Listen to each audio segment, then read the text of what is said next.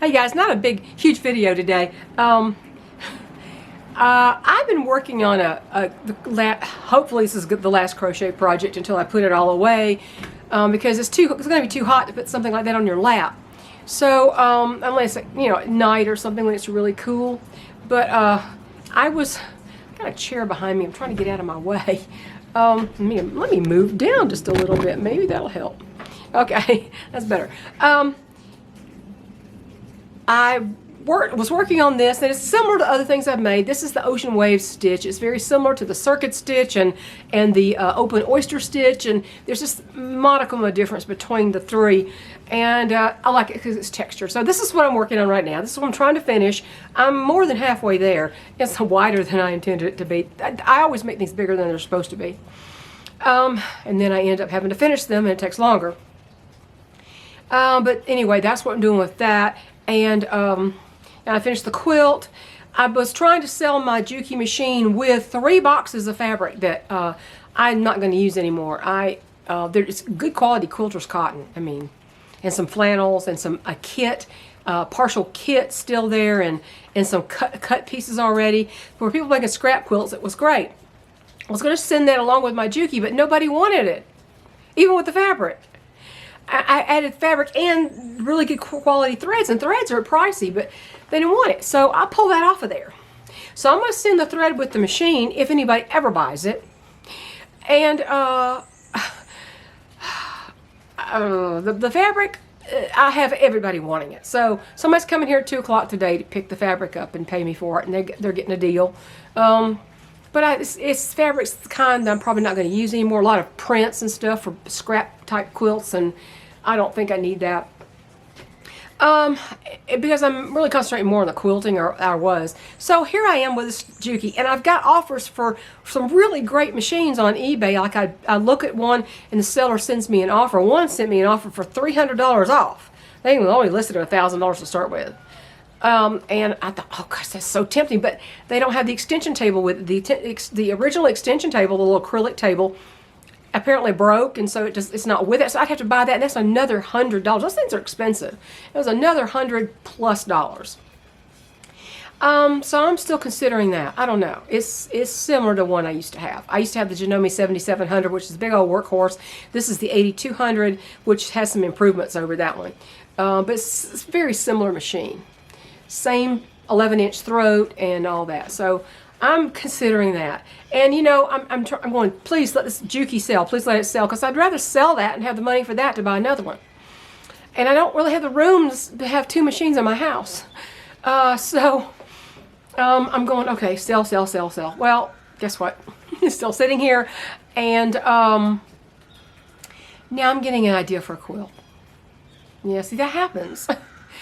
I had so much trouble with the other 2 machines that frustrations and getting stuck in 30 minutes to repair it and before I could continue, and then I didn't know how I'd repaired it because I didn't know what was wrong with it in the first place, and I just kept changing stuff and it started working, and it was still a mystery. So I got rid of both of those machines. I thought, I want a bigger throat. The Juki has an 8-inch. The Janome I had, the 6500, has a 9-inch, which is nice, but I wanted back my 11 or 12-inch throat, which is amazing. And I was going to get a mechanical machine from Baby Lock. That's the oddest name for that. I don't know how that company is named Baby Lock. Mechanical machine with a 12-inch throat. It's made for quilting. It's not really computerized. It's mechanical. But my gosh, that has so many problems. I have had nothing but problems with that machine. And apparently they had a bunch of lemons that they sold, and so I don't want that. So here I am still looking for something, and it's like a habit. But it's something that I did for my soul. It's something I did to be creative and put my energy and all my frustrations out on that. And I'm about to quit because the quilting caused frustrations more than alleviated them in the last project that I had, and others before that. But anyway, so here I am out of habit, still looking at machines. Man, have those things gone up. Wow. So I don't know what I'm going to do with that. But the lady's going to come get the fabric, and at least I'll have those boxes out of my house. and I'll see what I'm going to do with that. I did find a climbing rose, and I found one on eBay. You can't find anything anywhere that's not $40-$50, and I'm talking about bare root roses, $30-$40-$50. And someone on eBay had a climbing rose. It's not the color, really the best color. I mean, it's not red. It's a pink, sort of a Caldwell pink, I think it's called, and that comes in a climbing and a bush variety, I think.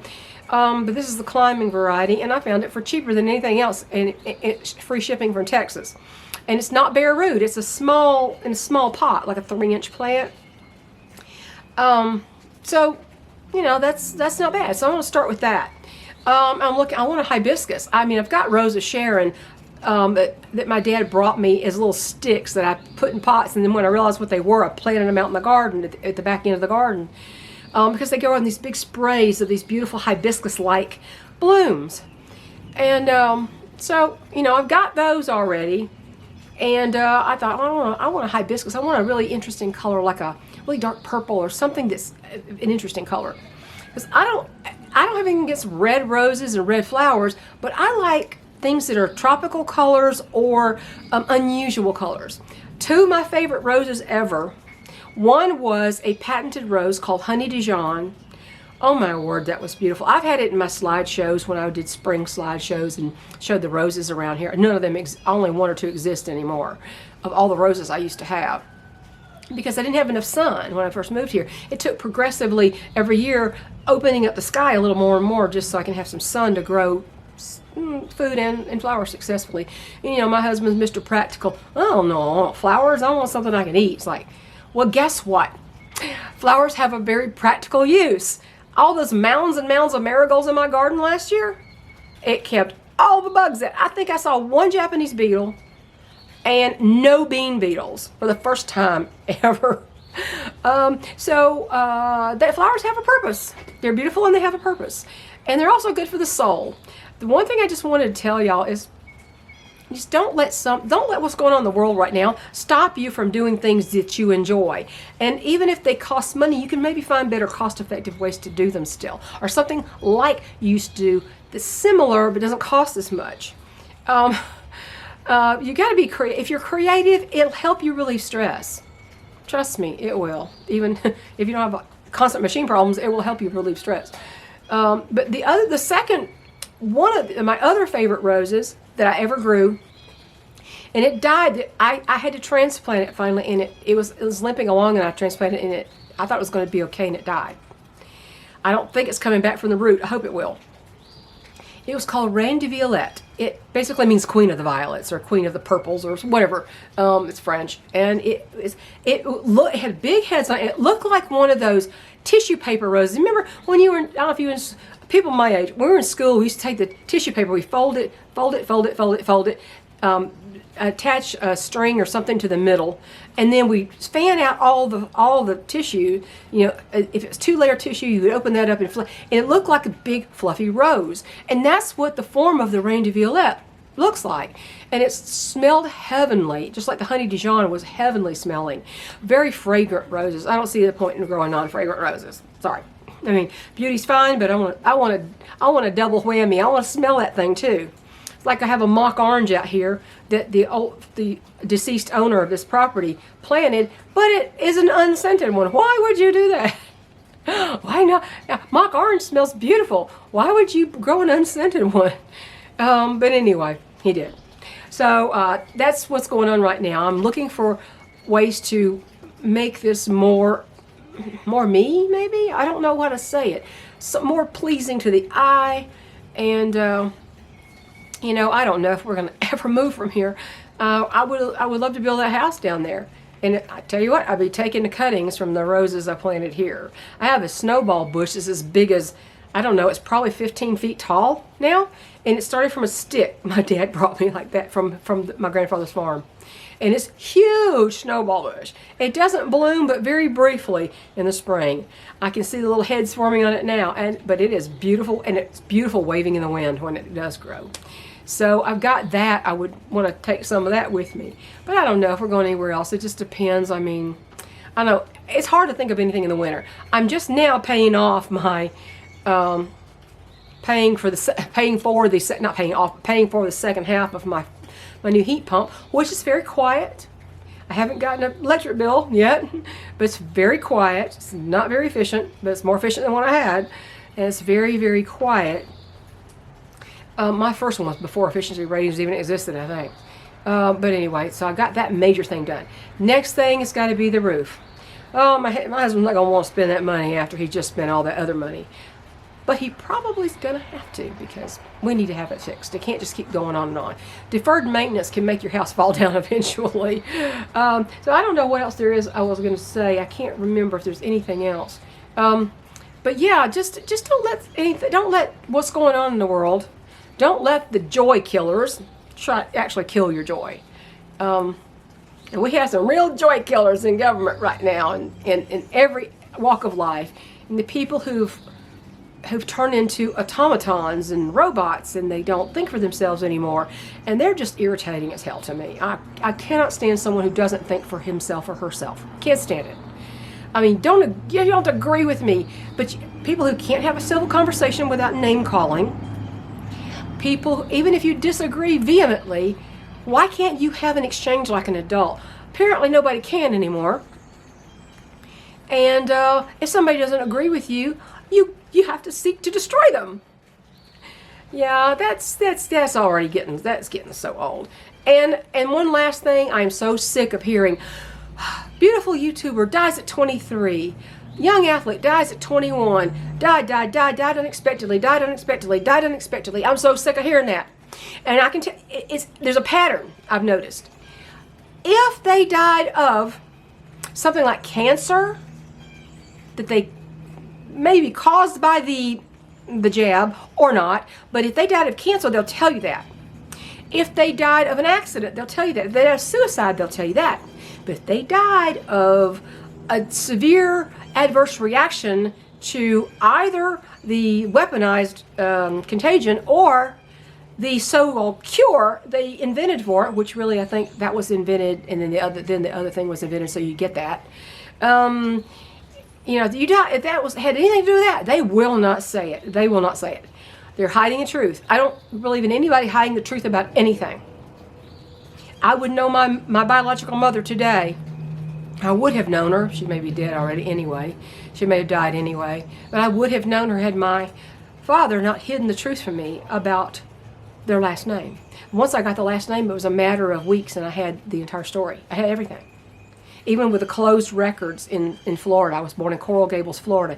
Even with the closed records, I would have had every bit of information I needed. But people, there's lies and there's damn lies. And there's people who leave out the truth of things that you need to know. You need to know. It's your right to know. So that doesn't do anything except cause pain and heartache and tragedy.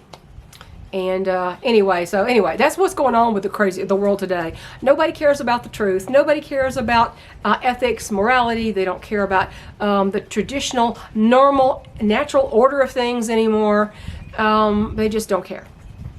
And I feel sorry for those people, because that's not going to serve them well. It might, for in the temporary, in the here and now, it might serve them on the earthly things, but it's not going to serve them well later. Tell the truth. I can forgive just about anything except lies. Lies. I don't stomach lies. So if you don't want to tell me something, you tell me. I'd rather not say. I don't usually ask personal questions, but I'll do the same. If you ask me a question and I don't want to tell you the answer, I'll tell you I'm not going to tell you that. And if I tell you an answer, it's going to be the truth. That's it. It's going to be the truth. The truth is, don't spare the truth at any expense. Now, don't hand people truth when they're little bitty children and they can't handle what that is. They should have their innocence. I'm just talking about don't lie to them, okay? Don't ever lie to your children, ever. But we have a government full of liars and reprobates, and that don't just mean the left. That means all of them. There's very few, I think, are of sterling character, and there are a few. I could be wrong about them too. I've been wrong about people before. Oh, trust me, I've been wrong about people before. I've given them the benefit of the doubt when I shouldn't have. I've hung in there with these people when I should have left. I should have just knocked the dust off their feet, as Scripture says, and walked out the door. And been figuratively walked out the door and been done with these people. But I gave them the benefit of the doubt. I don't do that anymore. I don't do that anymore. Unless I know you very well and I know what I think I'm being told doesn't make sense. Then I might give you the benefit of the doubt. But I have to know you really well first. So I think that went off on a weird tangent. I didn't mean to do that. But I'm just, don't let all that's going on steal your happiness and your enjoyment of your life day to day. Find some joy somewhere, even if it's putting up a bird feeder and watching the birds come in. I mean, if that pleases you at all, I used to love to do that, and I did that until I had chickens and didn't want to draw in wild birds to my property. They're everywhere anyway. I don't have to put up feeders. They're all over the place. But find joy in some things in your life. That's really what I was wanting to say. And because I'm finding joy in crochet when I wasn't quilting, and now that it's going to be too hot to crochet, something like except for maybe a coaster or something with cotton yarn, I'm going to put that away, and I still don't know what I'm doing about quilting. I came so close to quitting, and of course, the advice has been, put it aside. Don't be tempted to buy anything. Don't be tempted to buy another machine. Don't be tempted to get starting it. Do without it and see how it feels. Well, I've been kind of doing without it in a way, but now I have an idea for a quilt. So, God help me. Okay, the idea for a quilt is out of a table topper I made a long time ago. It's about a 17-inch table topper and the quilt block is called God's Eye, and I did it in blacks and jewel tones, and I thought it was stunning. It was hand quilted, not machine. So I thought that might be a really good center of a medallion quilt, where there's a center design and you go out from there. I like to create as I go. I decide on each outer layer as I go along. And that's my favorite way to design a quilt. And that would make a stunning medallion. So that's my idea right now. So if it comes to fruition, I don't know, it might be a miracle, but it's hard to stem those creative juices when it's just part of you anyway. Catch y'all later. Y'all have a great rest of your week. Bye.